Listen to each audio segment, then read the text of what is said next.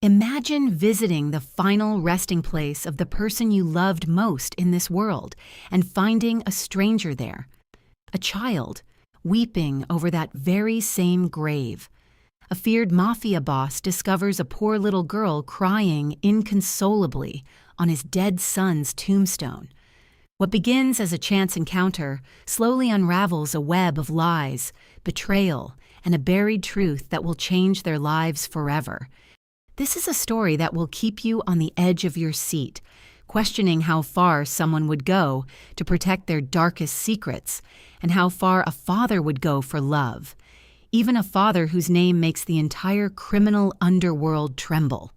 If you love stories like this, hit that subscribe button so you never miss one. Drop a like to help us reach more people who need to hear this, and share it with someone who believes that even in the darkest places, love always finds a way.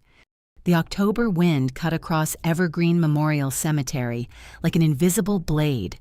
The old maple canopies had turned a deep bruised red, and leaves fell in scattered flurries over rows of ashen gray headstones stretching out in silence. Not a single person in sight. Only the wind and the damp, earthy smell lingering after last night's rain. Two glossy black SUVs sat outside the cemetery gate with their engines still running. 4 men in black suits inside them, watchful eyes sweeping every direction, but no one dared step past the iron gates. That was the order. Every Monday from noon until 1 in the afternoon, Darius Vale came here alone. No bodyguards, no assistant, no weapons. This was the only hour in the week that the most powerful man on America's West Coast allowed himself to be weak. Darius knelt before a small grave of gray granite. His tailored Italian black suit did nothing to hold back the cold, but the real cold did not come from the weather. It came from inside, from a hollow no thing in this world could ever fill. Hands that had signed sentences without a courtroom, hands that had made the entire underworld bow its head, now trembled slightly as he placed a red toy race car beside a fresh bouquet of white chrysanthemums. The inscription on the headstone was sharp and merciless under the thin sunlight. Rowan James Vale, beloved son, 2018 to 2023, 5 years old. His son had lived only 5 short years in this world. 2 years had passed since the accident stole Rowan away, yet the wound in Darius's chest was still raw, as if it had happened yesterday. Every Monday, never once absent, deals worth hundreds of millions of dollars could wait. Meetings with kingpins could be moved, but this appointment could not. This was the one appointment in Darius Vale's calendar that no force on earth could make him miss. Dad just closed a deal with the Kensington family. Champions, Darius whispered, his voice rough with the weight of emotion held back too long. You'd be so proud of me. Then he heard a cry, small, almost swallowed by the wind. But Darius was used to listening for sounds other people missed. In his world, missing a whisper could be paid for with a life. He turned his head. About 20 feet away, a small figure lay curled on the wet ground between 2 rows of headstones. A little girl around 7 or 8. Light brown hair tangled and plastered to cheeks, soaked with tears. A faded gray t-shirt so thin it was nearly translucent in the light, far too fragile for Seattle's October cold. Old sneakers torn open at the toes, exposing tiny little feet. Narrow shoulders shuddered in waves with every sob, and she clutched a worn, threadbare teddy bear to her chest, as if it were the only thing keeping her from dissolving out of this world. The cemetery was empty, only him and the child. Darius looked toward Rowan's headstone, then back to the girl. His heart pulled apart between his private grief and the tightening ache brought on by a stranger's crying. But those broken sobs yanked something loose deep inside him, something 2 years of mourning had not managed to kill. The instinct of a father. He rose slowly and walked toward her, careful not to make a sound. "Are you all right, sweetheart?" Darius asked softly, lowering into a crouch at her eye level. Her head snapped up, startled, and Darius felt his breath catch in his throat. Large blue eyes, red-rimmed and swollen from crying, stared straight at him. But it was not the eyes that froze him. It was something in the structure of her face, the line of her cheekbones, the shape of her chin, the way her brows drew together slightly in fear, familiar in a way that made his skin prickle. Darius's heart jolted with a pain he could not explain. "I'm sorry," she whispered in a trembling, frightened voice. "I didn't mean to bother anyone, sir." "You're not bothering anyone," Darius reassured her, his voice softening in a way his men would never believe if they heard it. "Where are your parents?" Tears brimmed again in those wide blue eyes. She swallowed. "I don't have parents anymore. Not really." Darius's chest tightened. An instant razor-sharp sympathy cut clean through every layer of armor he had built over the years. "Then who are you visiting here?" The girl lifted a thin, trembling finger and pointed. Darius felt the ground tilt beneath him. She was pointing straight at Rowan's grave, his son's grave. "I come here every day," she said quietly, wiping her nose with her sleeve. "I come to talk to Rowan. He's my best friend." Darius's mind spun. Best friend. She was about 7 now, which meant that when Rowan died, she had been 5, the same age. Yet Darius had never seen this girl in his life. He had never heard Rowan mention any little girl like that. "How did you know my son?" Darius asked, his voice gone hoarse. Her eyes widened with recognition. "You're Rowan's dad?"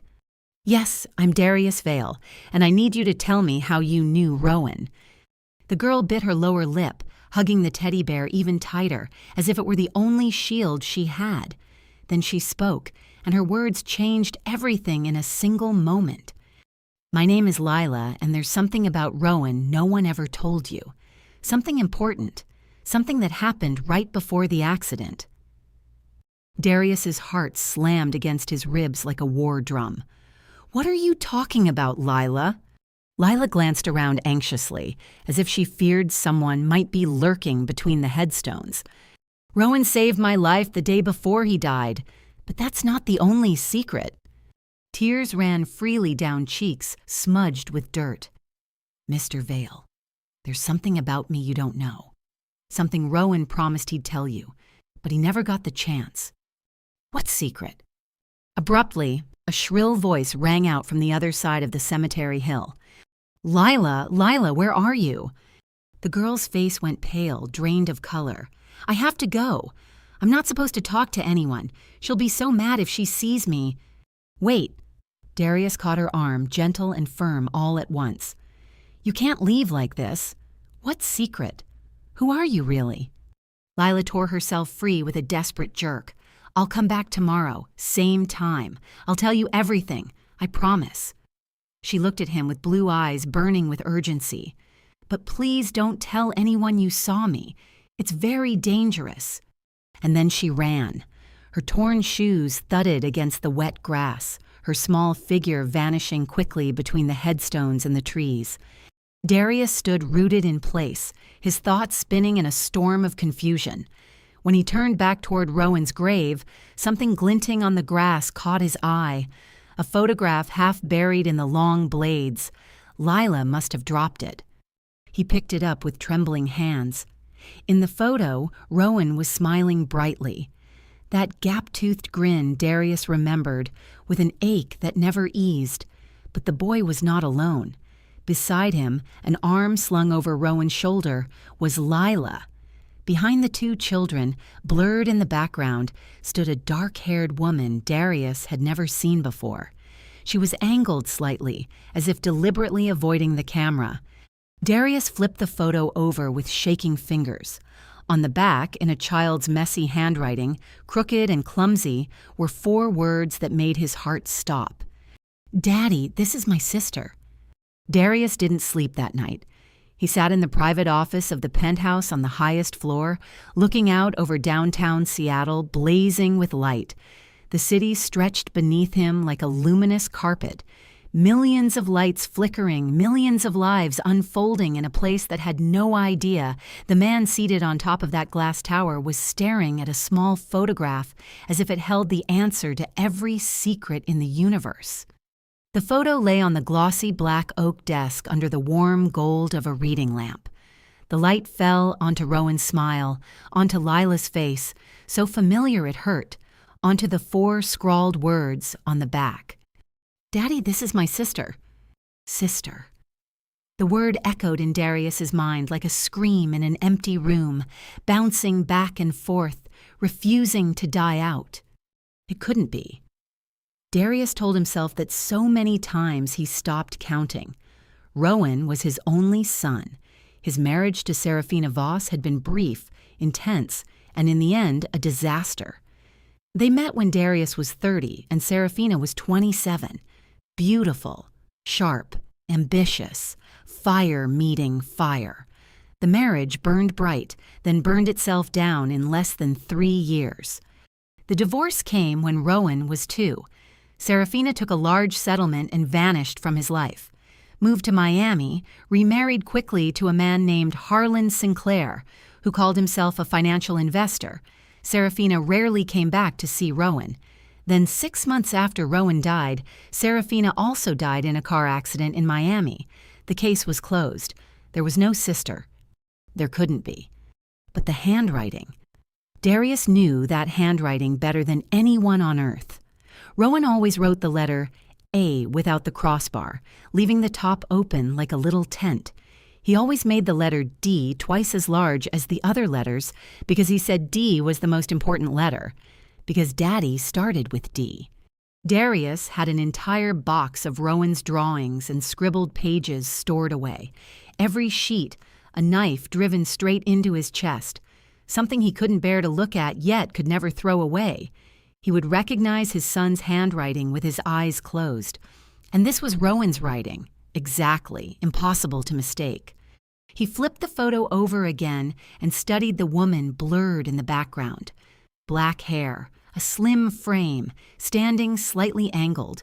Her face almost completely turned away from the lens, as if she knew she was being photographed and deliberately tried to avoid it. Who was she? Not Serafina. Serafina's hair was golden brown, not any of the nannies Darius had ever hired for Rowan. A complete stranger, and yet she stood right there, directly behind the 2 children, as if she belonged in this picture. Darius set the photo down, picked up his phone, and dialed a number he hadn't called in months. The phone rang 4 times before someone answered. "Do you know what time it is right now?" The voice on the other end was rough, irritated at being woken in the middle of the night. "Vance, I need you to find someone." Darius's voice was calm, firm, but inside him, everything felt like water trembling before a storm. Vance Beckett was the best private investigator in Seattle. Discreet, effective, meticulous, down to the smallest detail. He had worked for Darius many times in the past, and he was one of the very few who understood that when Darius Vale called at 3 a.m, it was not something that could wait until morning. "Darius, it's 3 a.m. Can it wait?" No. A little girl, 7 years old, light brown hair, blue eyes, named Lila. She goes to Evergreen Memorial Cemetery every day. I need to know everything about her. Silence stretched on the line. Darius heard Vance sit up in bed. His feet hit a wooden floor. "This has to do with Rowan." Not a question, a statement. "Find it all, Vance. Who she is, where she lives, who's taking care of her, family, past, everything. And start right now. I'll pay triple." A sigh on the other end. Then Vance's voice shifted into work mode, sharp and professional. "All right, I'll call you back before noon." "Start now, Vance. Don't wait until morning." Darius ended the call and set the phone on the desk right beside the photo. The golden light shone on Rowan's smile, bright and untroubled. The smile of a 5-year-old who didn't know he was about to leave this world. Beside him, Lila, big blue eyes looking straight into the camera. Her thin face smiling for real. Maybe one of the few times she had ever been allowed to smile like that. And behind them, the faceless, nameless woman hiding in the blur of the photograph like a ghost not yet ready to take shape. Darius stared at the picture until the first Seattle dawn slipped through the penthouse windows and laid a cold silver-gray light over everything. The word sister kept echoing in his head, unbroken and relentless, like the sound inside a room whose door had been locked from the inside. The next day dragged itself forward like a sentence waiting to be handed down. Darius sat in the conference room on the 42nd floor of Vale Industries, surrounded by 14 expensive suits and voices talking about numbers, market share, expansion, strategy. He didn't hear a single word. His mind was somewhere else, at Evergreen Memorial Cemetery, in the swollen blue eyes of a 7-year-old girl, in the 4 scrawled words on the back of the photograph. His personal assistant asked twice, worried whether he was all right. "Fine," he lied, a strained smile that fooled no one, yet no one dared press further. At exactly 1 in the afternoon, Darius rose in the middle of the chief financial officer's presentation, offered no explanation, walked out of the meeting, and drove straight to the cemetery. 2 black SUVs followed as usual, but this time he rolled down the window and gave a short order to the first driver. "Park on the main road. No one goes through the cemetery gate. No one." The bodyguard nodded without a question. In Darius Vale's world, orders didn't need reasons. Lila was there. She sat cross-legged on the damp grass directly in front of Rowan's headstone, the old, worn teddy bear on her lap, her lips moving in a whisper toward the slab of granite. Darius stopped a few steps away and watched. He couldn't make out the words, but he recognized the tone at once. Gentle, natural, intimate, like she was talking to a friend sitting right there. His heart tightened with a painful realization. He talked to Rowan the exact same way. Every Monday, the same tone, the same posture, as if the boy were still listening from the other side of the cold stone. "Lila," he called softly, not wanting to startle her the way he had the day before. She looked up and her small face lit with a relief Darius could feel clearly across the space between them. "You came back. I was scared you wouldn't." Darius sat down beside her, not caring that the damp grass soaked through the expensive fabric of his dress pants. In the daylight, he could see more clearly what last evening's darkness had hidden, and what he saw made his chest tighten until it hurt. Lila was too thin, dangerously so. Her shoulder bones jutted under the thin t-shirt like 2 small wings about to break. Her wrists were tiny, stick-thin.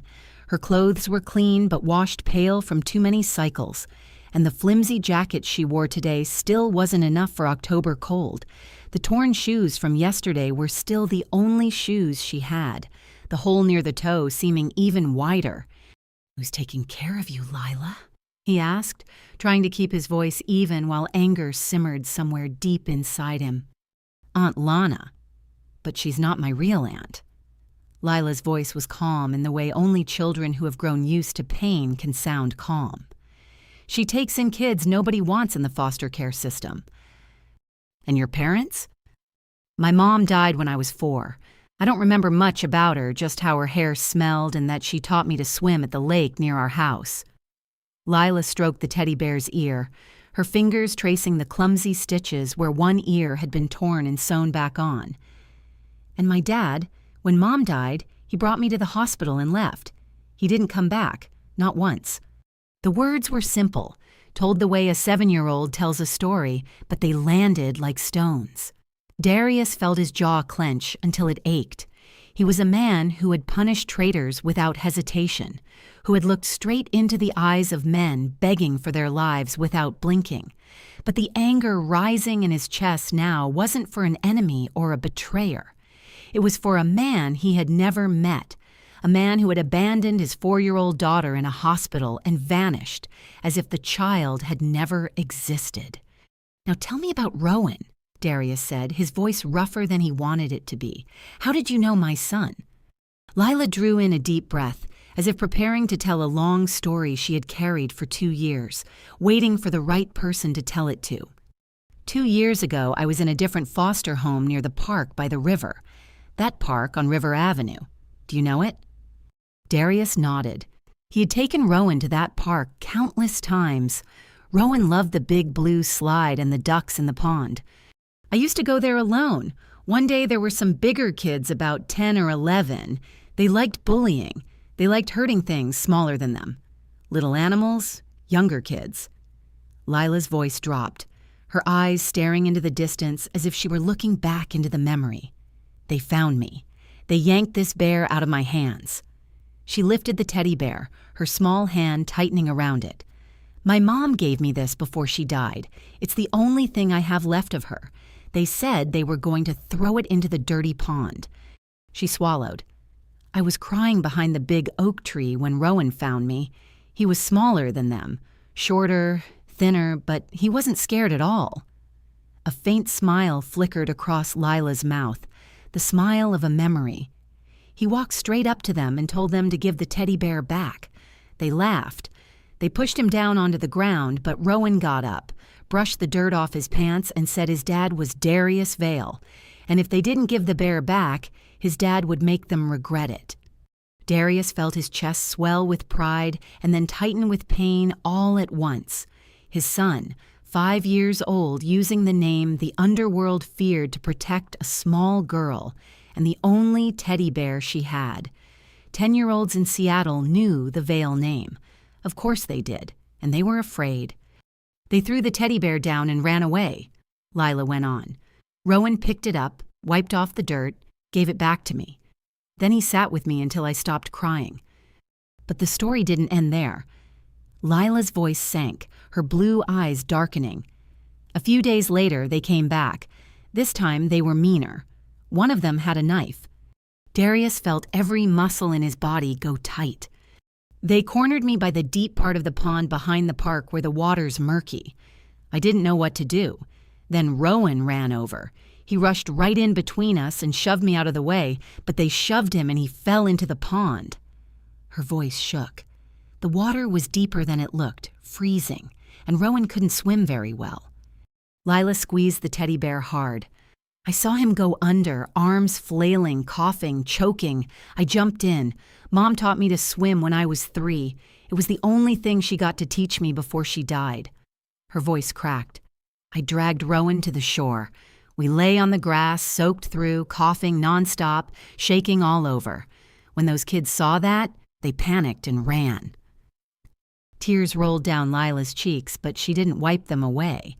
Rowan lay there, looked at me. Then he smiled. I didn't understand how he could smile, and he said, "Saving each other's lives means you're real family forever." Darius felt hot tears burn behind his eyes, something he thought had run dry long ago. His son, brave, stubborn, and so kind it hurt. 5 years old, and he already understood family better than so many adults Darius had met. After that day, we met every day, Lila said, her voice softening with the memory. For 3 weeks, Rowan told me about you, about his mom living far away, about his dog, Max, about a room full of toy race cars. I told him about foster homes, about the other kids, about how I wish someone would really adopt me, give me a real family.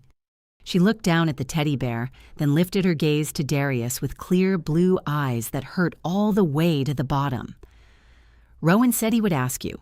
He said you were the best dad in the world and that you would definitely want to adopt me.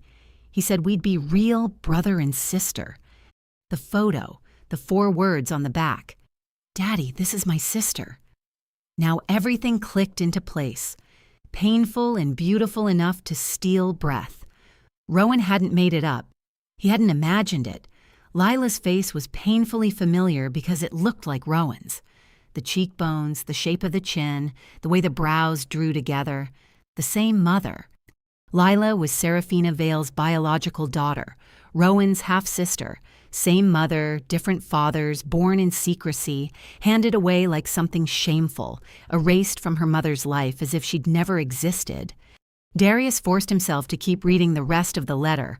Along with it, he found a birth certificate from the Swiss clinic, listing Seraphina Vale as the mother and father unidentified, DNA test results comparing Lila's genetic material to Rowan's medical records from a routine checkup. The result was clear and undeniable. Lila and Rowan shared the same mother, half-siblings. He made himself read the final section of the letter, even though each line now weighed like lead. 2 years ago, I discovered Serafina was involved with very dangerous people through Harlan Sinclair. Money laundering, illegal transactions, enormous sums passing through accounts I managed for her. I tried to learn more. I was threatened. Then I got sick. The handwriting here was shakier, as if Noel had written while her strength was failing. I was completely healthy until I started coughing up blood. The doctor said pneumonia with complications. But I know the truth. I know my body. And I know what I discovered was enough to make someone want me permanently silent. The letter ended with lines so faint they were almost unreadable, as if Noel had written them with the last of her strength. If anything happens to Rowan, please find the truth. Don't believe in accidents, and please protect Lila. She's all I have left in this world. She deserves to be loved. She deserves a family. Darius folded the letter slowly, carefully, as if he were folding away the old version of his life and preparing to open a new one. He looked at the lawyer, the man watching him with the calm eyes of someone accustomed to seeing truth destroy people. "Are you all right, Mr. Vale?" Darius didn't answer. He stood, slipped the envelope and all its contents into his inner pocket. Someone had killed Noel Brennan. Someone had turned a healthy woman into someone coughing blood and dead within weeks. And if the last lines of that letter meant what he thought they meant, then Rowan's death, his son's death, might not have been the accident he'd believed in for 2 years. He didn't have all the answers yet. He didn't know who. He didn't know how. He didn't know why. But he knew enough to understand that the truth was waiting somewhere in the dark, and he would drag it into the light, even if he had to tear apart the entire underworld he'd built. Darius Vale stepped into the elevator. The metal doors slid shut, and the man who stepped out at ground level was no longer the man who'd stepped in on the 32nd floor. That man was a grieving father. The man who emerged was a kingpin hunting whoever had killed his son. Midnight. The top-floor penthouse lay in darkness, lit only by a single desk lamp spilling light over the oak tabletop where Darius sat amid a sprawl of cardboard boxes packed with the past. He had gone down to the storage room for the first time in 2 years and brought up every box of Rowan's things he had put away because he couldn't bear to look at them. Now he went through them like a man possessed. Crayon drawings, stick figures with crooked smiles, and a son that always had a smiling face. A preschool photo, Rowan in a blue striped shirt, missing a front tooth. A certificate for always helping his friends. Everything Darius touched felt like a live ember, burning, searing, and still he didn't let go. He was hunting for anything, a name, a drawing, a clue that connected Rowan to Lila, to Noel, to the truth that was beginning to take shape out of the dark like a monster whose face he couldn't yet see. The phone vibrated. Vance Beckett. "I found more," Vance said immediately. No greeting. His voice stretched tight as a wire about to snap. Serafina's finances before she died, or rather, before she was supposedly dead. 3 weeks before Rowan's accident, Serafina withdrew $250,000 in cash from her personal account. The money disappeared. No wire record, no invoice, no trace. $250,000 evaporated into thin air. Darius said nothing. $250,000. Bribe money, hush money, or payment for a job no one wanted traced. But that's not the worst part. Vance continued. "I traced Harlan Sinclair. He calls himself a financial investor. But Darius, he's not an investor. He's a money launderer. Harlan Sinclair is the paper director of a company called Meridian Holdings, a shell company. On the surface, commercial real estate. But if you peel back enough layers, Meridian Holdings connects directly to the Mercer Organization. The name made the air in the room thicken. The Mercer Organization, Darius's biggest and most dangerous rival in the West Coast underworld, the most sophisticated laundering network on the Pacific Coast, running dirty money through legitimate businesses with a surgeon's precision. Darius and Mercer had existed side by side in an unstable balance for almost a decade, each holding their own territory, each knowing exactly where the line was. And now Vance was saying Harlan Sinclair, the new husband of Darius's ex-wife, worked for Mercer. Harlan ran money through Vale Industries, Vance went on, and each word fell like a hammer. Serafina gave him access codes to your financial system, rights into the international accounts, the payment gateways. Harlan built digital backdoors and ran Mercer's money through your empire without you ever knowing for at least 2 years. Silence. Long. Heavy. Darius sat motionless in the leather chair, the desk lamp carving sharp shadows across his face. Then he lifted the phone and dialed a different number. His second-in-command answered on the first ring because Darius Vale's second-in-command always answered on the first ring, no matter the hour. "Freeze every international account," Darius said, his voice flat as a frozen lake. "Right now. Every transaction tied to Meridian Holdings. Go back 3 years. Lock every access gate Serafina ever had rights to. All of it. Not a cent moves until I say otherwise." "Understood." "No when, just 2 words." Then the line went dead. 15 minutes later, Darius's phone received confirmation. The entire international account system of Vale Industries had been frozen. One call, 15 minutes, hundreds of millions of dollars locked down by 2 short sentences from a man sitting in the dark at midnight.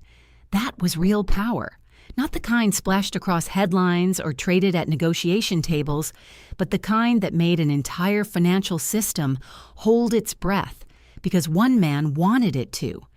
Darius returned to the call with Vance. If Noel discovered the laundering pipeline and was killed for it, then the next question is who killed Rowan and why. "Exactly what I'm thinking," Vance said. "If Serafina helped Harlan access your system and Noel found out, then Noel gets silenced. Logical. But why Rowan? Why kill a 5-year-old? "I don't have that part yet," Darius said, his gaze stopping on a crayon drawing he had just pulled from the bottom of a box. 2 stick figures holding hands, one big and one small, and at the top in that familiar, messy handwriting, "Me and Lila, but I will."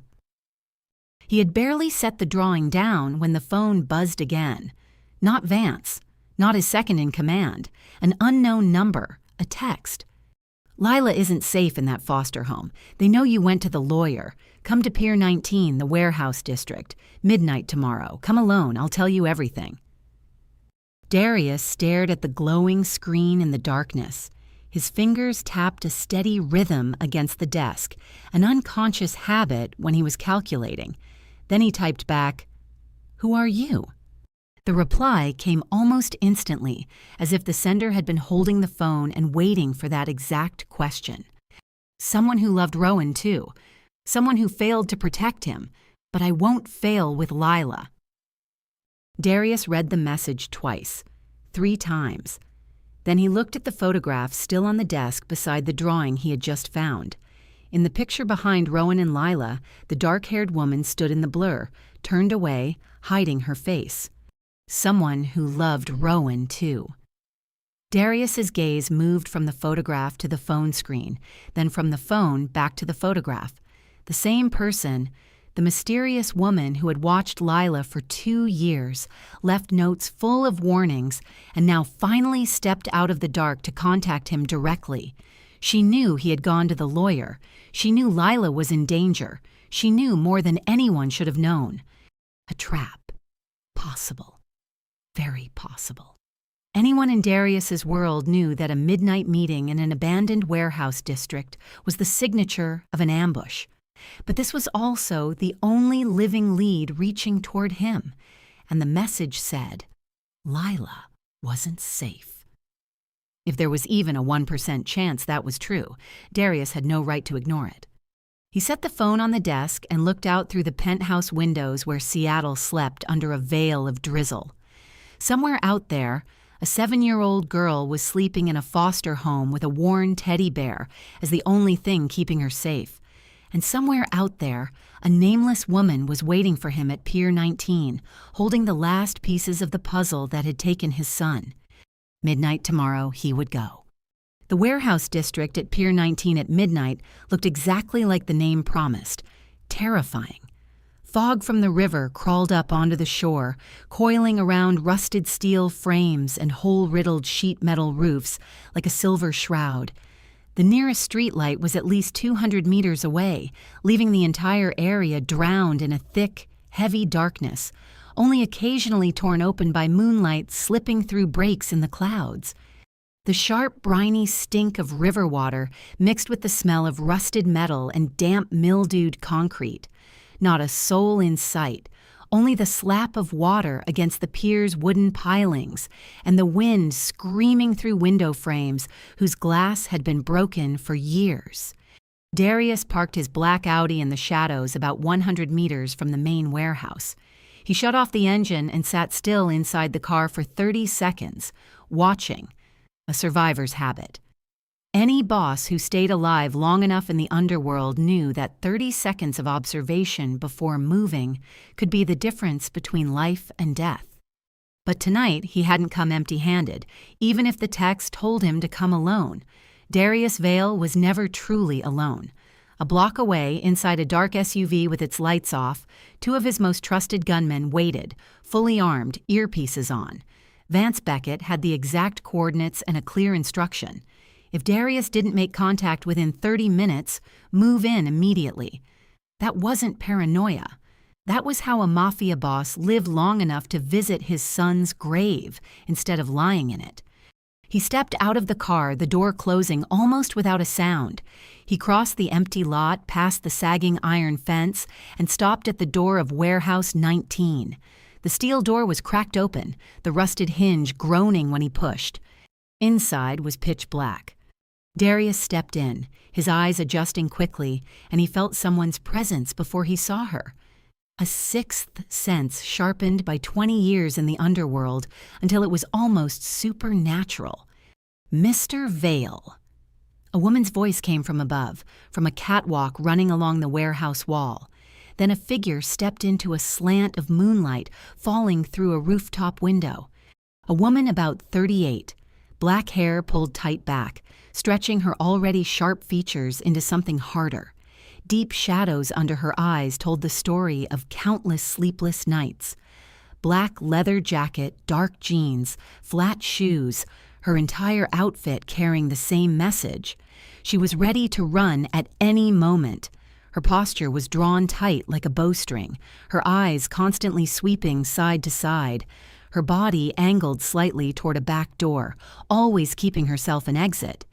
"Who are you?" Darius asked, keeping distance, his voice flat, while every sense stayed on maximum alert. "My name is Mira Brennan." The woman came down the iron stairs, each step echoing through the empty space. "Noel was my sister." The pieces snapped into place in Darius's mind with a click he could almost hear. Noel's younger sister, Lila's biological aunt. "Yes," Mira said, as if reading his thoughts. "Even if the state system doesn't know it, Noel made me promise before she died. Watch Lila from a distance. Never reveal the connection. Never approach her directly. Just keep her safe from the shadows." Mira's voice broke for a moment. Then she pulled it back together fast. 4 years I did exactly that. 4 years standing across the street watching my niece grow up in bad foster homes. And I couldn't hold her. I couldn't tell her she wasn't alone. Why keep it secret? Why not adopt Lila openly? Because of the people who killed my sister. Mira's eyes met Darius's, and in those shadowed eyes he saw a blend of grief and rage he understood better than anyone. And because the same people killed your son. Darius didn't move, but inside him, everything stopped and sped up at the same time. "Tell me all of it, what Noel's letter didn't say." Mira drew a deep breath as if bracing for what she had carried for 2 years. "My sister called me 2 days before the accident. She was panicked. She could barely get a sentence out. She said Serafina had just found out that Rowan and Lila had met in the park, 2 kids playing together for 3 weeks, and no one knew. But worse than that, Serafina knew Rowan was planning to tell you about Lila that night at dinner." Darius felt his jaw clamp so hard his temples ached. "Do you understand what that meant?" Mira went on, her voice turning sharper. "If Rowan told you about Lila, you would look into it. You would find out Lila was Serafina's child. DNA tests, medical records, birth certificate. The truth would blow open. And when the truth blew open, everything Serafina and Harlan had been hiding for years, the laundering pipeline, Meridian Holdings, Mercer's money running through your company, all of it would collapse." Mira said the next sentence slowly, one word at a time, like hammering nails into a coffin. "Serafina told Harlan, and Harlan made a decision. Harlan hired a mechanic to sabotage the brake system on the car Serafina would be driving with Rowan the next day. Paid $50,000 in cash. The brakes were adjusted so they would only fail at high speed on the freeway. At city speeds, they worked perfectly. But once on the interstate, when Serafina hit the brakes at 80 or 90 miles per hour, nothing happened." Mira's voice trembled. "Serafina drove that day. Whether she knew Harlan's plan or not, I'm not sure. Maybe she was completely innocent in that part. Maybe she wasn't. But Harlan gave the order. That I know for certain." Proof. Darius's voice was a single short word, but it carried the weight of 2 years of mourning.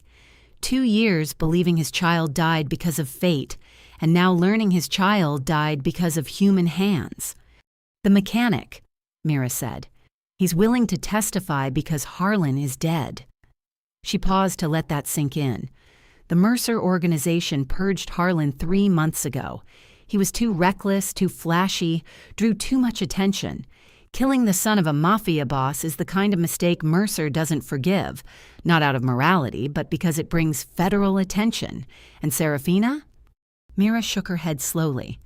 After Harlan got purged, Serafina vanished. No one knows if she's alive or dead, but I believe she's alive. She ran with a large amount of money stolen from Mercer, and Mercer is hunting her. Mira looked straight into Darius's eyes, urgency burning there. "Mr. Vale, if Mercer finds out Lila is Serafina's biological daughter, the child becomes a target. Not because they want to hurt her, because she's the perfect hostage to drag Serafina out of hiding, and loose ends get cut, always." Mira reached into her leather jacket and pulled out a small silver USB drive. She held it up in the moonlight, the metal flashing faintly. "My sister kept copies of everything.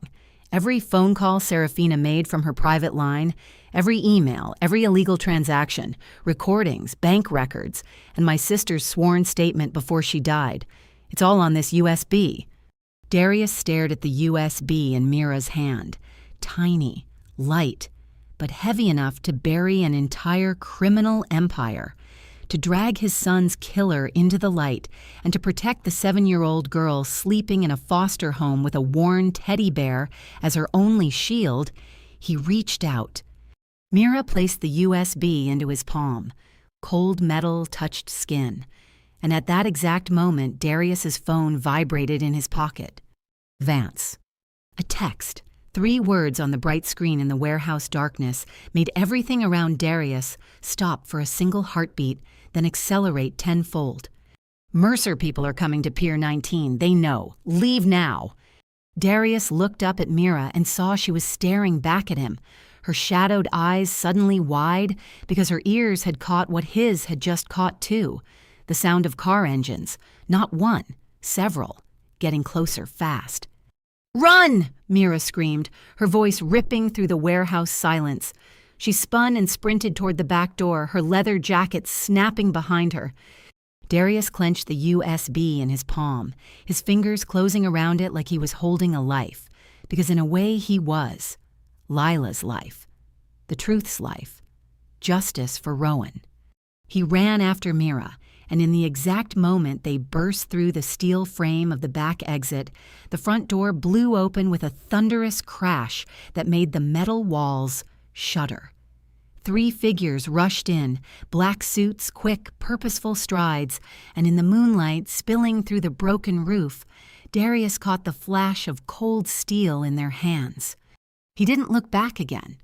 Darius and Mira tore into the maze of warehouses behind the pier, a labyrinth of abandoned metal buildings, rusted containers stacked high, and lightless alleys between corrugated walls. Footsteps pounded behind them, fast, urgent. Then the first shot cracked. Not like the movies, but sharp and dry, ricocheting between metal walls into a brutal chain of sound. Sparks exploded when a bullet struck the side of a container less than a meter from Darius's head. He dropped lower, kept running, his lungs beginning to burn. Darius Vale wasn't made for running. He was made to sit in sealed rooms and give orders. He was the man others ran from, not the man who ran. In 20 years in the underworld, he could count on one hand the times he had ever had to run for his own life. But tonight, he ran. Not for himself, for the USB locked in his fist, for the 7-year-old girl asleep in a foster home with a worn teddy bear as her only shield, for the promise he had spoken into a phone, I promised, always. If he died tonight in this abandoned warehouse district, Lila would lose the last person trying to protect her, and he would become the second broken promise after Rowan. Mira ran ahead, clearly knowing the area far better than he did. She slipped through a narrow gap between two containers, cut left, then right, then left again, as if she had memorized the labyrinth. 2 more shots cracked behind them, farther away than before. The men chasing them were losing the trail in the maze, but not losing it completely. "The fence over there!" Mira gasped, pointing to a stretch of chain link topped with barbed wire that had been torn open. A hole just big enough for a body to squeeze through. Mira went through first, quick, practiced. Darius followed, feeling the barbed wire claw at the fabric of his expensive suit, hearing the rip, feeling the sharp metal slice his arm. But he didn't stop, couldn't stop, wasn't allowed to stop. "My car is 2 blocks south," Mira said through ragged breath, already running again the second she cleared the fence. An old blue Ford, rusted doors. They ran across an empty street, past an abandoned lot into a dark alley between 2 warehouse buildings. Heavy footsteps still echoed behind them, farther now but still coming. The Ford appeared ahead, an old sedan, pale blue paint flaking in patches, rusted doors, the kind of car that looked like it might die in the middle of the road at any moment. Mira dug for her keys, her hands shaking so hard she had to use both hands to get the key into the ignition. Darius lunged into the passenger seat. Mira turned the key. The engine coughed once, then twice, then roared with a wheezing sound Darius prayed was strong enough to pull them away. The car lurched forward, tires squealing on asphalt. They hadn't been out of the warehouse district for 10 seconds when headlights appeared in the rearview mirror. Black SUV, bigger, faster, stronger, closing the distance at a frightening speed. Mira drove hard through the narrow roads of the industrial zone, whipping around turns, tires screaming at every corner. The Ford swayed and rocked, the body leaning. But Mira held the wheel with the calm of someone used to danger. Darius gripped the door handle, eyes locked on the mirror. The SUV caught up, its front end pressed close to the Ford's rear, so close Darius could see the chrome grille glinting in the dark. Then it hit them. Metal slammed into metal with a shriek, and the Ford was shoved right. Mira yanked the wheel, pulled the car back, both hands clamped on the steering wheel, her foot pressing deeper on the gas. "Call your people!" she yelled. Darius already had his phone out. He hit Vance. "Being chased? Heading north, Pier Industrial District. Need support now." Vance, as always, didn't waste a question. "Cops are on the way. 3 minutes. Head toward Pine Street Station northbound. Keep going straight." 3 minutes. Darius had built his entire life on patience, but 3 minutes had never been so long. Mira threaded the car through an intersection, nearly clipping an industrial dumpster, speed never dropping. The SUV stayed glued behind them, its bumper almost licking the Ford's tail. It rammed them again, harder.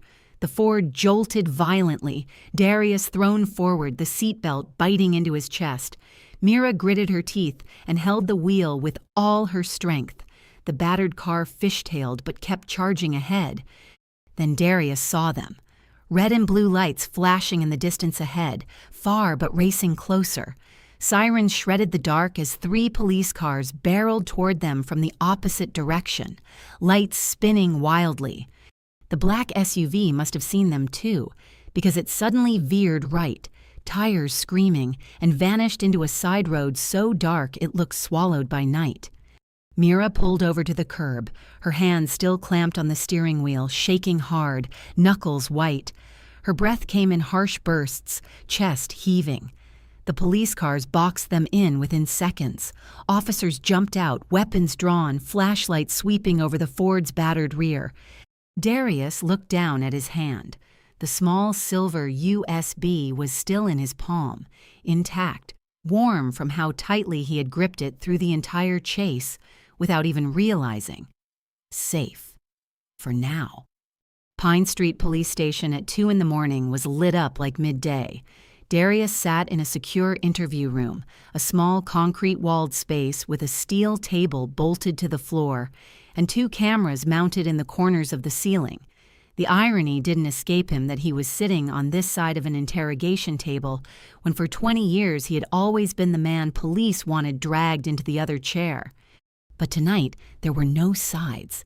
Tonight, there was only a 7-year-old girl that both the underworld and the world above it were orbiting, and she had no idea.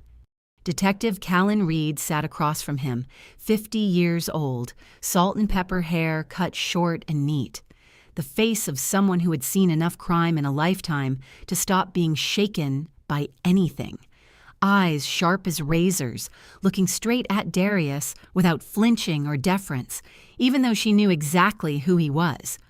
Callan Reed was the kind of cop who wasn't afraid of organized crime, wasn't afraid of power, wasn't afraid of money, and that was exactly the kind of person Darius needed across the table right now. The USB was plugged into an encrypted police laptop. Callan had spent 30 minutes skimming the contents, her face not changing much, but her brow tightening deeper with every file she opened. Recorded calls, bank statements, encrypted emails that had been decrypted, transaction logs routed through Meridian Holdings, and Noel Brennan's sworn statement recorded before she died.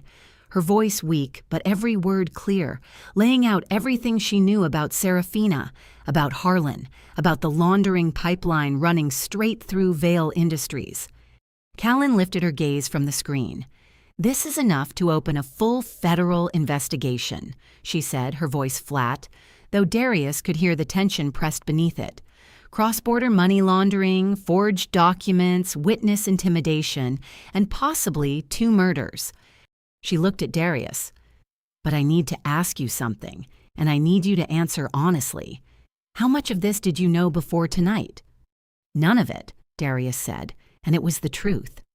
"Until I met a 7-year-old girl crying at my son's grave 2 days ago. I didn't know anything." Callan watched him for 3 more seconds, measuring, then gave a short nod. She believed him, or at least she accepted the answer for now. "There's one more thing," Darius said, and he heard his own voice shift into a different register, sharper, more urgent. "I need to verify Serafina Vale's death certificate. My ex-wife supposedly killed in a car accident in Miami 6 months after my son. Registration number KL284793B. Verify now." 5 minutes. 5 minutes of silence in the interview room where every second stretched like an hour. Mira Brennan sat in the corner with a cup of cold coffee in her hands, not drinking, eyes on the floor. Callan tapped her pen against the table in a steady rhythm. Darius didn't move. Then Vance called back. Darius put it on speaker. "Darius." Vance's voice was different. In 20 years working together, Darius had only heard Vance lose composure twice. This was the third. "That registration number doesn't exist in the official record system of Miami-Dade County. I checked 3 times. It's not there. The death certificate is forged. High quality. Good enough to fool someone who didn't verify, but forged." The room went dead silent. Darius could hear the wall clock ticking. the fluorescent lights humming, the breathing of the other 3 people in the room, and beyond that, absolute stillness, as a truth buried for 2 years suddenly climbed out of its grave. Serafina Vale was alive, not dead in a Miami car accident, not lying in any coffin, no grave with her name. It was all fake. Serafina had staged her own death, vanished from everyone's life, fled with money stolen from the Mercer organization, and left behind a forged certificate good enough that no one questioned it. No one, not even Darius, the man the underworld said nothing could ever fool.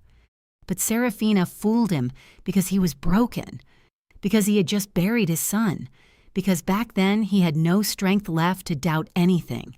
He only wanted everything to end.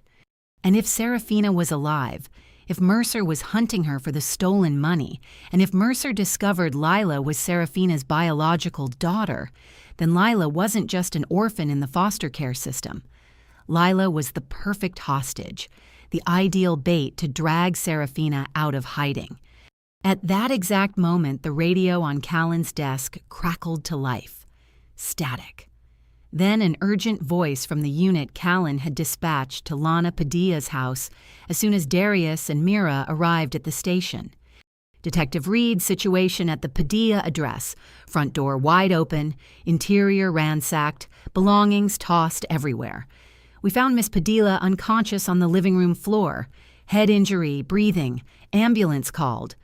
The radio paused, then continued, and the next words made Darius feel the ground vanish beneath him for the second time in less than 3 days. The child isn't here. Lila Brennan is missing. Darius shot to his feet, the steel chair scraping the concrete with a shriek, his chest clenched, the feeling he had tried to bury for 2 years exploding harder than ever. Helplessness. The feeling of a father losing a child again. He was Darius Vale.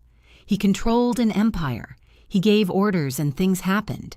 But power, all the power he had accumulated over 20 years, could not put Lila back in his hands right now.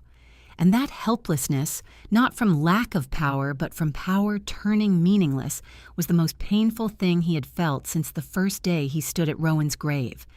"Find her!" Darius said, his voice low, shaking, but each word carrying the weight of absolute command. "Find Lila! Use every resource!" Then he did something Callan Reed probably didn't expect.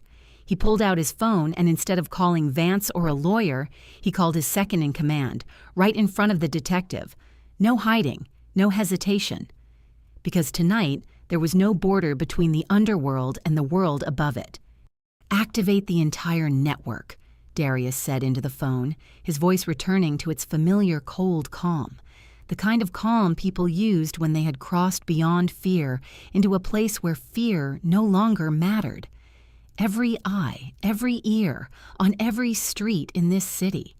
Find a 7-year-old girl, light brown hair, blue eyes. Whoever finds her gets paid. Whoever blocks me will regret it. He ended the call and looked at Callan. Callan looked back, and under the fluorescent lights of the interview room, between the detective and the Mafia boss, there was a moment of unspoken agreement. Tonight, the police and Darius Vale's underworld empire would run in parallel, 2 worlds that had always been on opposite sides. Tonight, hunting for one child. Less than 10 minutes after Darius ended the call with his second in command, his phone vibrated again. Unknown number, no name, no familiar area code. He looked at Callan. Callan nodded and signaled the technician in the corner to start tracing the call. Darius tapped to answer and put it on speaker. Darius Vale. A male voice, electronically altered, low and warped, like a voice rising from the bottom of a well. But the tone was unmistakable, confident, unhurried. The voice of someone holding something another person needed. "You have something that belongs to us, and we have something that belongs to you. I think we should talk like civilized adults." Mercer's boss, or at least Mercer's mouthpiece. Darius gripped the edge of the steel table until his knuckles went white. But when he spoke, His voice was flat as frozen water. Talk, simple. You're holding a USB with sensitive information that affects our organization. We're holding something you care about. A fair exchange. USB for the girl. The old Vale Industries warehouse by the river. The one you abandoned 3 years ago because of structural issues. Midnight tomorrow, you come alone. How do I know she's alive? We don't kill children, Mr. Vale. The altered voice stayed calm with something almost like contempt threaded through it. Bad for the image, bad for business. A dead child brings the press, brings the feds, brings the whole world. None of us wants that. But I advise you not to test our patience. Darius said nothing. He waited. In negotiations, the one who talks more is the weaker one. And just as he expected, the voice continued, filling the silence he left behind. I know you're wondering about your son, about Rowan. The electronic voice paused, almost careful. Harlan Sinclair acted on his own, a stupid, short-sighted decision made by a stupid, short-sighted man without our approval or knowledge, killing the son of a Mafia boss. A soft laugh, cold, empty. That's the kind of attention-drawing mistake our organization never tolerates. That's why Harlan isn't breathing anymore. And Noel Brennan? Darius asked, 2 short words that cut like a blade. Also, Harlan's initiative. He panicked when he realized she knew too much. A unilateral move. We're just cleaning up the mess he left behind. The voice hardened. But we're talking about the present, not the past. USB for the girl.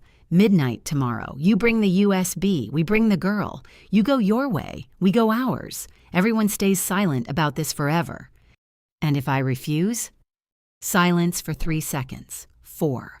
Then the voice returned. Slower. Heavier. And the threat didn't need to be spoken out loud to hang in the air like the smell of gunpowder. You're a smart man, Mr. Vale. I don't need to paint the picture for you. Click. The line went dead. The interrogation room sank into a heavy silence.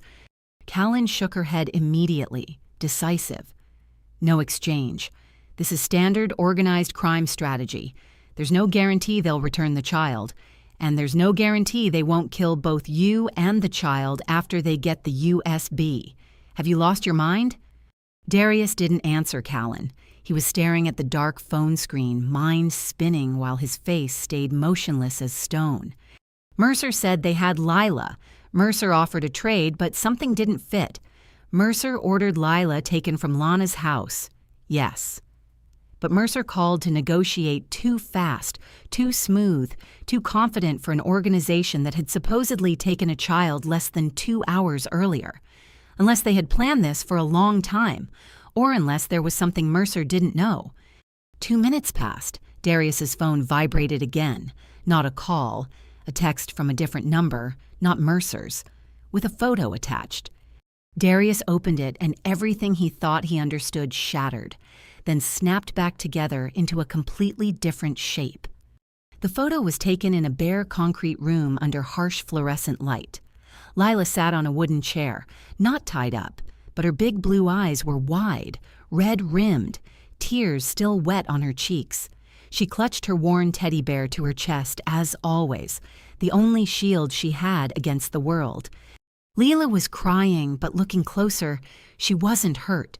No bruises, no scrapes, only fear, terrified fear. But it wasn't Lila that stopped Darius's breath. It was the person standing behind her, a woman, one hand on Lila's shoulder, not the gesture of a threat, but of ownership. Golden brown hair, long, neatly brushed. A face Darius hadn't seen in 2 years. A face he believed was buried somewhere in Miami. The face of the woman he had once loved, once hated, once believed was dead. Serafina. The message beneath the photo in English was short, and Darius could hear Serafina's voice in his head as he read every word. Cold, sharp, confident, exactly like her.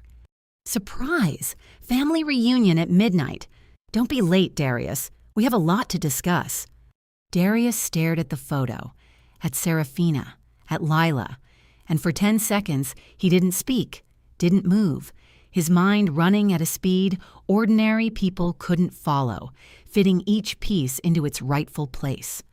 Mercer ordered Lila taken from Lana's house, but Serafina, who had been watching Lila from the shadows for years, the woman Mira said had vanished after Harlan died, Serafina had been watching too, and when Mercer's people went to Lana's house, Serafina got there first, faster, took Lila before Mercer could touch her.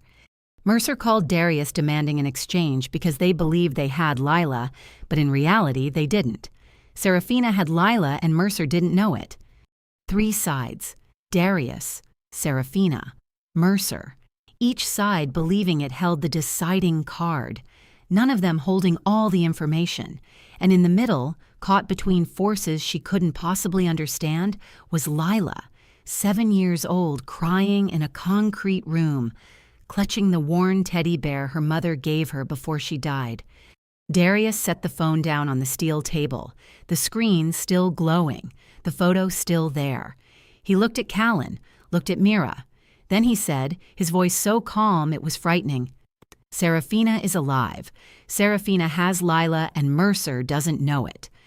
He stood. "We don't have one enemy anymore. We have 2, and both of them are going to show up at that warehouse at midnight tomorrow." Darius's phone vibrated at 4 in the morning.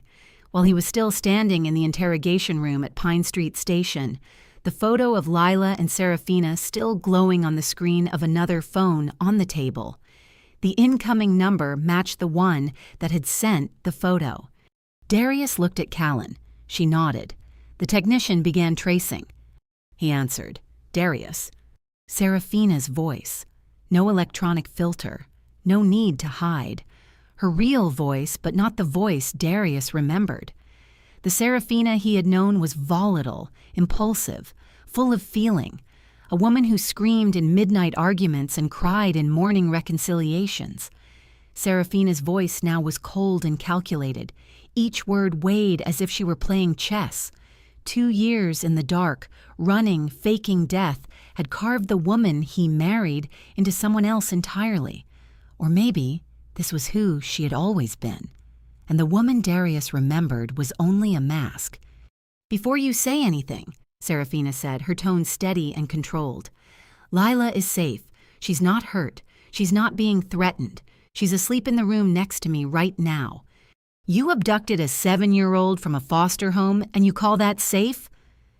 Darius kept his voice flat, but every word had teeth. "I saved her from Mercer. They sent people to Lana Padilla's house.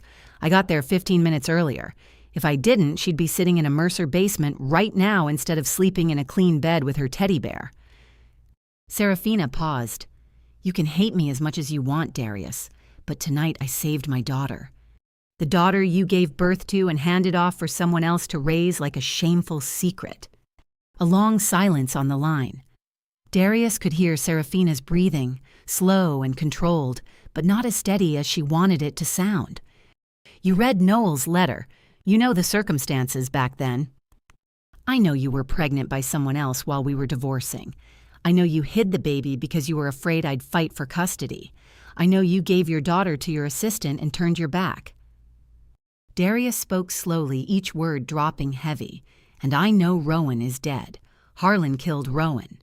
Serafina's voice sharpened, almost breaking. "Not me. Harlan found out Rowan met Lila in the park. He panicked. He was afraid the boy would tell you. And if you learned about Lila, you'd pull the thread and the entire laundering operation would collapse. Harlan ordered the break sabotaged without asking me. I didn't know until it was too late." Her voice caught for a moment, then snapped back into cold control. Or maybe I knew, and I was too afraid to stop it. Maybe I was terrified of Harlan. Maybe I was terrified of Mercer. Maybe I'm a coward. You can pick whichever version you want, but my hands didn't cut those breaks. Darius closed his eyes. Rowan in the back seat. Rain, freeway, brakes that didn't bite. For 2 years, he believed it was fate. Now he knew it was a death sentence for a 5-year-old boy because the boy dared to befriend the wrong person. After Rowan died, Serafina continued, her voice settling back into that measured, controlled cadence. Harlan got more reckless, lost control, used Mercer's money for himself, exposed the pipeline. Mercer purged him 3 months ago. You already know that. She drew a breath. I knew I was next on the list. I knew too much. I helped Harlan access your system. I was the weakest link, so I faked my death, bought a forged death certificate in Miami, disappeared, took money from the joint accounts Harlan and I had, money Mercer believes belongs to them. And you watched Lila from a distance for 2 years. Yes, I paid people to keep eyes on her. I know every foster home she went through. I know she went to the cemetery every day to talk to Rowan. Serafina's voice dropped a shade, almost imperceptible, unless you listened closely. I know she hugs that teddy bear to sleep every night. I know she got thinner. I know everything, and I couldn't do anything because if I showed myself, Mercer would find me through her. Until now. Until now. Mercer knows about Lila. You started digging. You met the lawyer. You met Mira. You stirred everything up. Mercer watched you and connected the dots. I had to act. Serafina paused. Then her voice shifted into a command tone like she was pitching a business plan instead of speaking to her ex-husband. Here's the plan. You bring the USB to the warehouse at midnight tomorrow.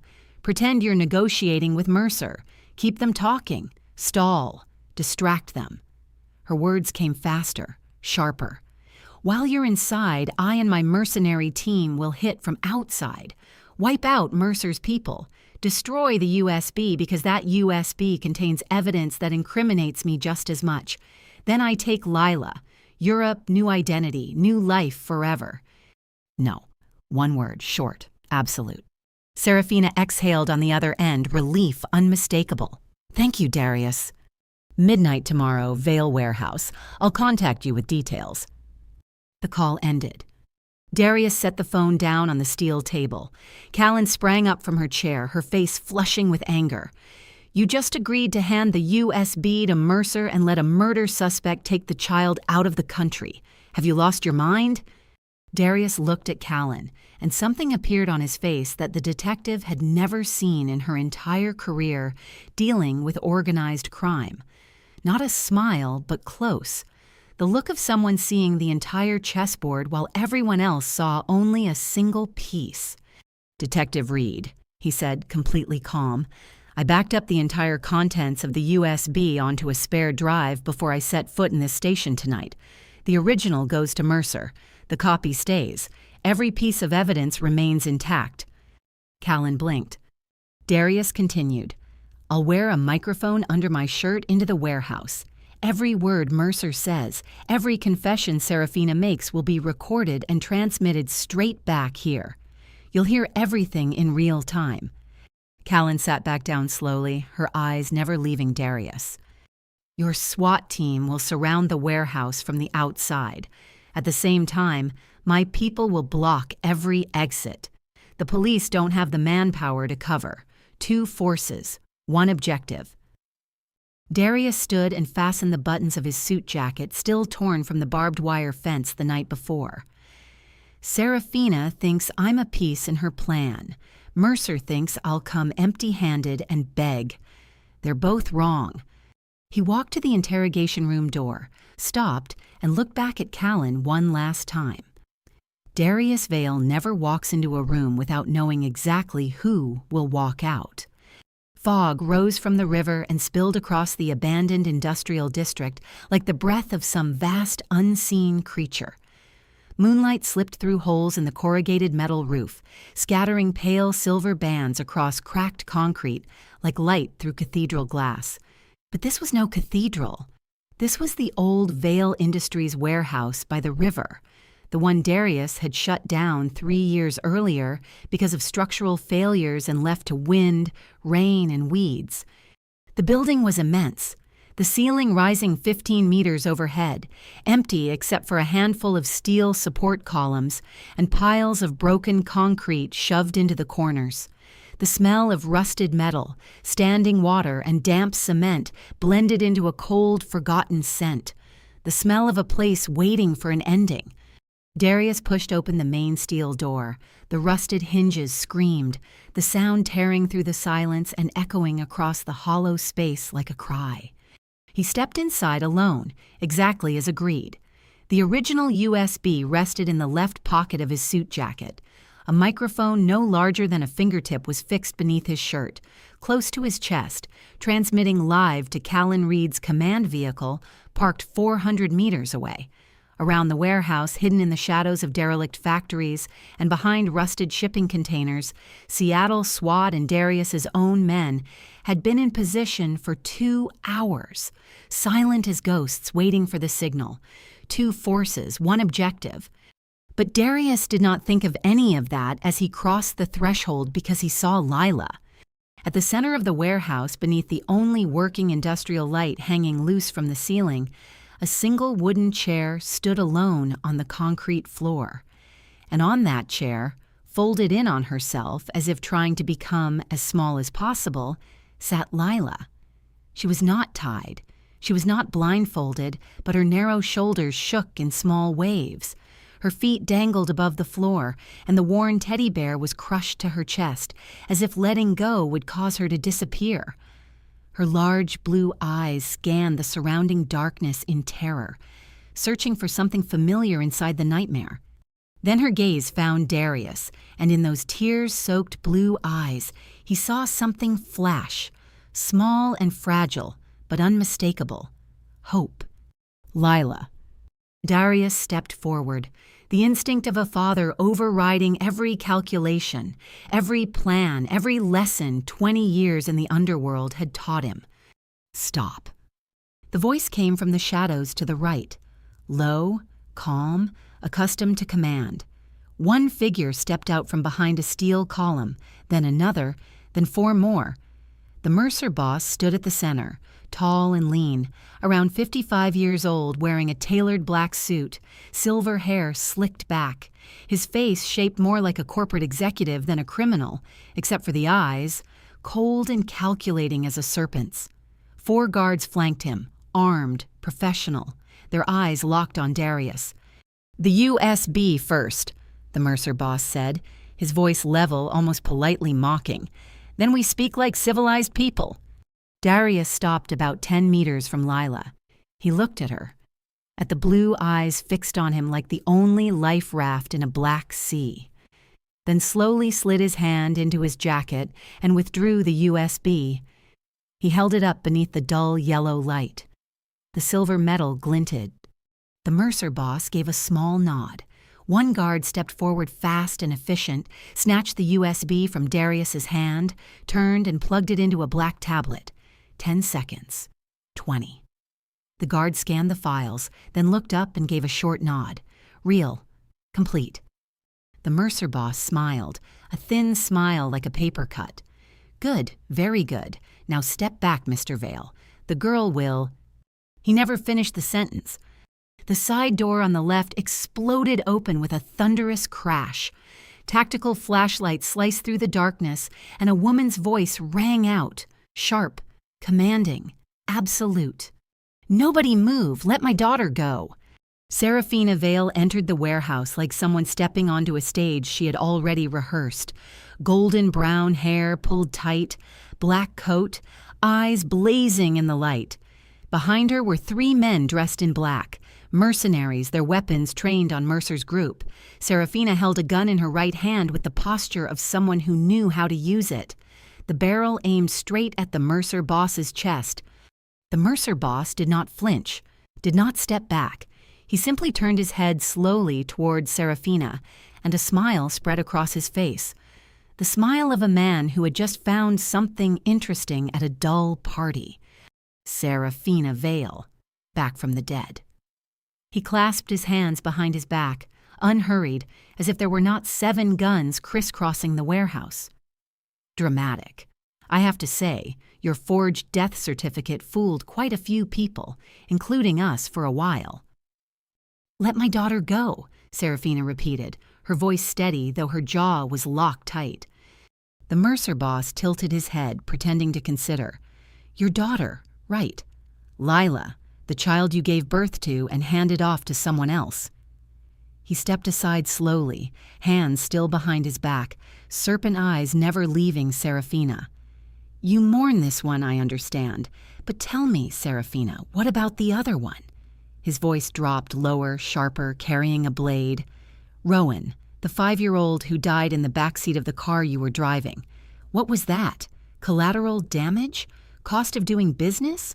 Or did you know Harlan's plan in advance and let your husband kill his son to protect your secrets?" Serafina went pale, but her voice held. "Harlan killed Rowan, not me." "But you helped him," the Mercer boss said, his tone cold and precise as a scalpel. "Access codes, systems, accounts. You opened the door for him to walk into Darius Vale's empire and turn it into a laundering machine. You made Harlan believe he was untouchable. And when a man believes he is untouchable, he believes he can kill a 5-year-old boy, and no one will stop him." He gave a small, almost elegant shrug. "So, in a way, you are responsible." 3 forces faced each other beneath the moonlight pouring through the broken roof of the abandoned warehouse. Mercer and 4 armed guards on the right, Serafina and 3 mercenaries on the left. Darius stood between them, unarmed, caught in the crossfire of weapons trained on one another. And at the very center of it all, beneath the single yellow light, Lila sat on the wooden chair, her wide blue eyes frozen in terror, tears streaming down her cheeks, the worn teddy bear crushed to her chest, and her small broken sob was the only sound in the suffocating silence between guns waiting for the order to fire. No one moved. Then Darius spoke. He didn't shout. He didn't roar. His voice was low and slow, each word dropping into the warehouse air like molten lead.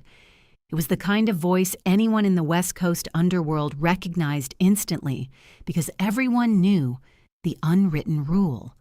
When Darius Vale shouted, he was angry. But when Darius Vale lowered his voice, that was when he was most dangerous. That was when he had made his decision, and nothing on earth could change it. "No one dies again tonight." 6 words ringing through the warehouse like a bell. The Mercer boss turned to look at him, one eyebrow lifting for a fraction of a second. Serafina turned too, her muzzle shifting slightly off target. Every gaze in the room swung to Darius, and he stood there unarmed, unarmored, without guards, wearing only a torn black suit from last night's chase and gray eyes colder than any barrel in the building. "Tonight ends with the truth," Darius continued. And then he did what no one in the warehouse expected. He lifted his hand to his chest slowly so they could all see and touch the spot just above his heart. "Every word you've said tonight is being recorded." He looked at the Mercer boss. "Your confession about Harlan, about Noel Brennan, about the purge." Then he turned to Serafina, "And what you told me on the phone at 4 this morning. All of it is being transmitted live to the Seattle Police Department right now." The Mercer boss lost his smile for the first time that night. His serpent eyes narrowed, calculating, reworking the entire situation in seconds. His guards tightened their grip on their weapons and flicked their eyes to him, waiting. Darius turned to Serafina, and his voice changed. It was no longer the voice of a kingpin. It was the voice of the man who had shared a life with her, who had loved her, who had believed her. And Serafina. "The USBI just handed Mercer is the original, but the full backup has been secured since before I set foot in the police station last night. Every piece of evidence remains intact. Every recording of you helping Harlan access my system, every transaction through Meridian Holdings, every email." He paused, and what he said next came slower, softer, but sharper than any blade. "Including evidence that you knew Harlan's plan for the car, for Rowan." Serafina went pale. The composure she had held through the night, through 2 years of running, peeled away like old paint. Under it was a white, twisted face, eyes blazing with panic no mask could hide. "Darius, I did it for us. I didn't have a choice. Harlan threatened to—" "You chose money." Darius's voice cracked on those two words.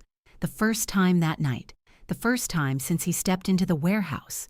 The emotion he had forced down for so long broke through a fissure in his voice.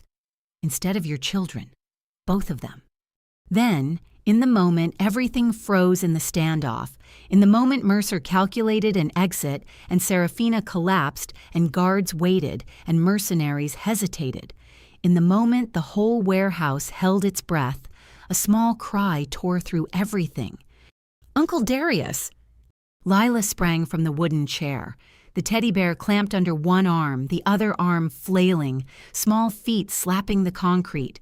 She ran, and she did not run to Serafina, the woman who had given birth to her, the woman who called herself her mother on the phone, the woman standing 10 steps away with a gun.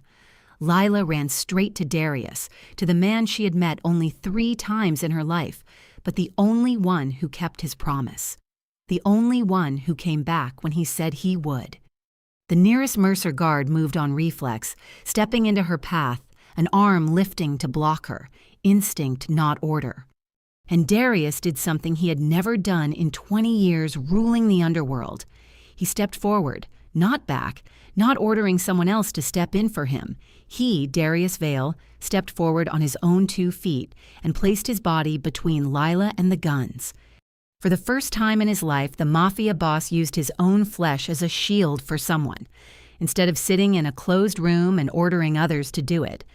Lila slammed into his back, both small arms locking around his waist, her face buried in his suit, and Darius felt her body shaking hard through the fabric. But he did not turn to hold her. Not yet. His gray eyes locked on the gunman blocking her, locked on the eyes behind the weapon. And he said it. He didn't shout. He only spoke in the voice everyone on the West Coast from Seattle to San Diego knew was not a joke. Touch the girl and your organization won't exist by tomorrow morning. Not an empty threat, not bluster. That was Darius Vale speaking, and Darius Vale didn't threaten. He informed. The gunman knew it.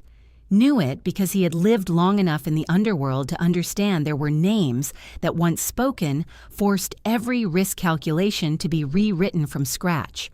Vale was one of those names. He hesitated. The muzzle dropped 2 inches. Only 2 inches, but enough. Enough! Light exploded from every direction at once, blinding and white. High-powered tactical lights flared at every entrance simultaneously, turning night into day in a 1/10 of a second. "Drop the weapons right now!" The shout blasted through loudspeakers, many voices from many angles, a wall of sound. SWAT poured through the main door in black armor, helmets, night vision goggles, laser sights trained on every target. At the same time, from side doors, the back, even from the roof, through jagged holes in the metal, Darius's men appeared, fast, silent, professional, sealing every exit. 2 forces converged at once, police and underworld, law and power, standing on the same side tonight. Mercer's guards dropped their weapons within 3 seconds. 4 guns hit the concrete, metal clanging and echoing. The Mercer boss did not fight. He only stood there, cold serpent eyes sweeping the scene, assessing, accepting, then slowly placing both hands on his head with the calm of someone who had considered this outcome. Serafina's mercenaries dropped their weapons right after, faster, because mercenaries had no loyalty. They had contracts, and no contract was worth dying for. Serafina turned and ran for the back exit, flat-soled shoes striking concrete, black coat flying behind her. But as she reached the frame, someone was already there, blocking the only remaining way out. Detective Callan Reed, weapon raised, both hands steady, steel eyes unmoved, and her voice carried, each word clear in the warehouse that was finally beginning to quiet. "Serafina Vale, you are under arrest for conspiracy, money laundering, forgery, and complicity in the murder of Rowan James Vale." Callan stepped forward 1 pace. "You have the right to remain silent. Anything you say can and will be used against you in a court of law." Serafina stopped. Her shoulders sagged slowly like a building collapsing from the inside. The gun slipped from her hand and struck the concrete with a dry crack. The last sound in the longest night Darius Vale had ever lived through. Serafina didn't resist. Her shoulders collapsed completely, and she stood in the warehouse doorway with her back to Callan Reed, her face turned inward, looking toward Lila. The little girl was still clinging to Darius, her face buried deep in the fabric of his suit jacket. Small arms wrapped around his waist as if letting go would make everything disappear, as if he too would vanish like everyone else who had vanished from her life. And when Serafina saw that sight, her daughter crying in the arms of her former husband, the child she had given birth to and then handed away, the child she had watched from afar for so many years without ever daring to touch. The last layer of ice shattered, not slowly, completely. It broke apart, splintered, and the cold, calculating mask Serafina had worn all night, all 2 years, peeled away to reveal a woman in pain. Real pain. The kind no mask could hide. "I'm sorry, Lila," Serafina said, her voice breaking. No rhythm left. No control. Only the raw sound of a mother facing the child she had lost. "I'm so sorry. I wanted to save you. I wanted to protect you. I just didn't know any other way except my own." Lila didn't turn around. She didn't look at Serafina. She only held Darius tighter, her face still pressed into his jacket, and her crying faded until it was barely audible, leaving only the trembling of her shoulders. Darius lifted Lila into his arms, one hand supporting her back, the other her head, careful and gentle, as if he were holding something so precious the entire world combined couldn't compare. She was light, painfully light, 7 years old and weighing like a 5-year-old. And his chest ached as he remembered Rowan being just as light, holding him just as tightly, burying his face into his shoulder in the exact same way. He looked at Serafina over Lila's head, and on his face there was no hatred, no rage he had every right to unleash, only pity, exhaustion, and the deep sadness of a man who had seen too much truth in too few days. "You wanted to save yourself, Serafina," he said, his voice thin, almost a whisper. "But maybe somehow, in the end, you gave her something you never could, a chance at a real family." Callan placed a hand on Serafina's shoulder, gentle but unyielding. Cold handcuffs closed around her wrists, the soft click of metal echoing in the warehouse as it grew quiet. Serafina let herself be led away, her steps heavy.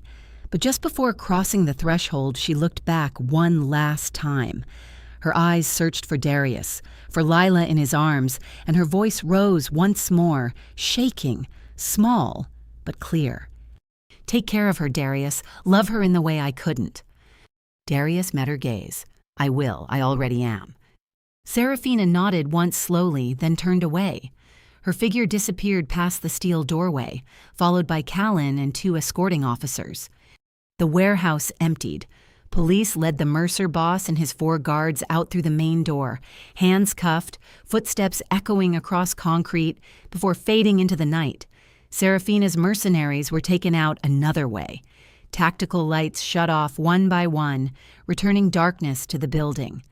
Only moonlight filtered through the torn roof, scattering silver across the cracked floor, and the dull yellow industrial lamp swayed gently on its wire in the moving air.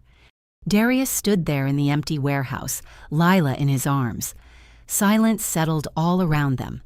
Only her soft breathing remained, the wind through the broken roof and the distant sound of the river. Lila lifted her head from his shoulder, slowly, eyes red and wet, but no longer crying. She looked at him with wide blue eyes, eyes so like Rowan's that every time Darius met them, it felt as if his son were looking back at him. And she spoke, her voice small and rough from tears, but certain. "I want to go home with you, Dad." Darius Vale, the most powerful mafia boss on the west coast of the United States, The man no one, not subordinates, not enemies, not allies, had ever seen cry. Let tears roll down his face, hot and free. And he didn't hide them. He didn't turn away. He didn't wipe them quickly. He didn't need to hide because these weren't tears of weakness. They were the tears of a father who had just found the child he never knew he'd lost. "All right, kid," he said, his voice breaking, warm and more beautiful than it had ever been. "That's exactly what we're going to do." 3 months later, Evergreen Memorial Cemetery lay under pale winter sun. January light was fragile, like a sheet of silver silk spread over rows of headstones and the bare crowns of old trees. There was no wind sharp enough to cut skin like there had been that October day. No fog, no crying, only the peaceful stillness of a winter morning and a weak but gentle warmth spilling onto the narrow path leading into the cemetery where 2 figures walked side by side, Darius Vale and Lila. But Lila today wasn't the Lila from 3 months ago. There was no thin, faded gray t-shirt that was far too flimsy for Seattle autumn. No torn sneakers showing her toes. No shoulder bones jutting like wings about to snap beneath cloth. Today, Lila wore a thick navy coat, new sneakers still bright white, and her light brown hair was neatly brushed and braided into 2 small plaits. Her cheeks were rosy, no longer hollow from hunger.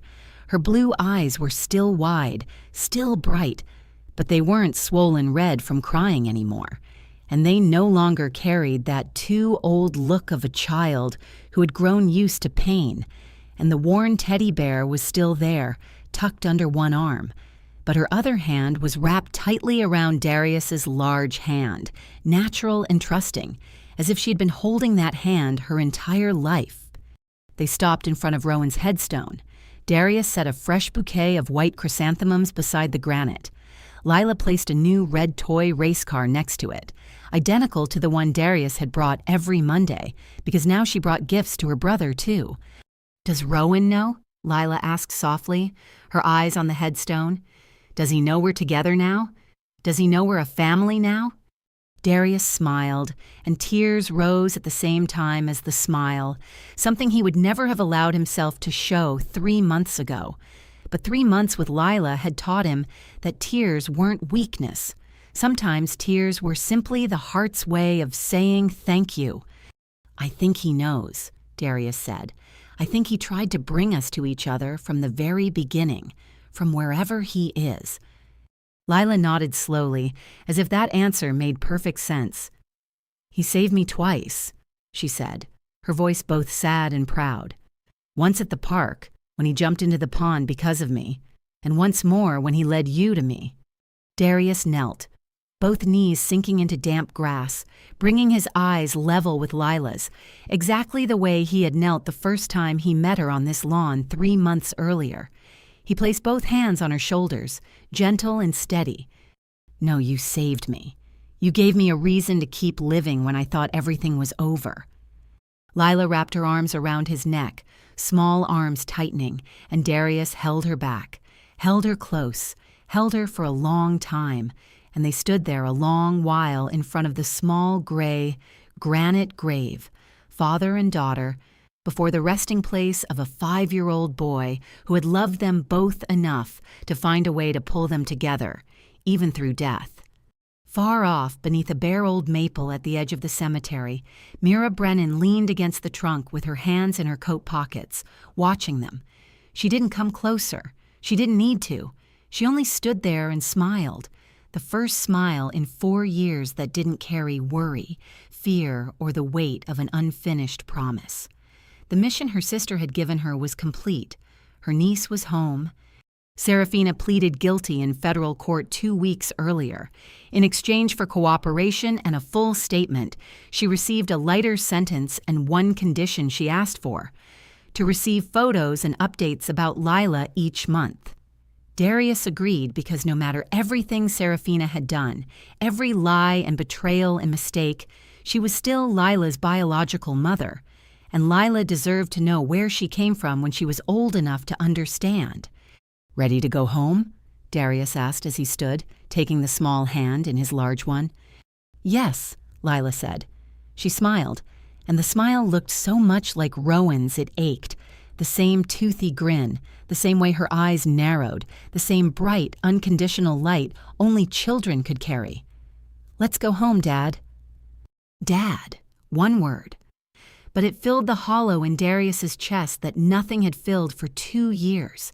It didn't heal everything. The wound of losing Rowan would never fully close, but it healed a little more. Enough. Enough to breathe. Enough to keep living. Enough to love again. Lila took a few steps, then stopped and looked back at the headstone one last time. She lifted her fingers to her lips, kissed them, then blew softly toward the small grave. "Thank you, big brother. Thank you for finding me." January wind moved through the old trees of Evergreen Memorial, stirring the bare branches and carrying the last dry leaf from the previous autumn, skimming past the granite. And in that moment, that miraculous moment reason couldn't explain, but the heart understood. Darius heard it. Clear, bright, a small boy's laughter riding the wind, free, happy, peaceful, Rowan's laughter. He smiled, tightened his grip on the small hand in his, and father and daughter walked along the narrow path leading out of the cemetery. Behind them, pale winter sun laid gold over the granite, where a 5-year-old boy slept in peace. The boy who had once said that saving each other meant a real family, forever.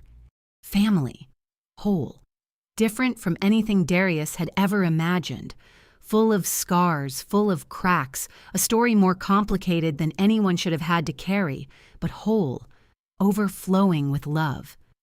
And that was enough. The story of Darius and Lila reminds all of us that family isn't always the people who share our blood. Sometimes family is the people who choose to love each other in the storm, the ones who walk through darkness to find each other when the whole world turns its back. It reminds us that a father's love can be stronger than power, stronger than fear, stronger than death.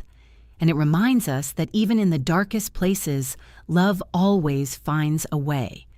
If you love stories like this, hit that subscribe button so you never miss one. Drop a like to help us reach more people who need to hear this, and share it with someone who believes that even in the darkest places, love always finds a way. How do you feel about this story? Was there a moment that touched your heart in real life? I'm sure each of us has faced times that felt like losing everything, only for one small, unexpected thing to change it all. Share your thoughts and feelings in the comments below. We always want to hear the stories from deep in your heart. Wishing everyone watching this video great health, a joyful life, and peaceful days. Goodbye and see you in the next video.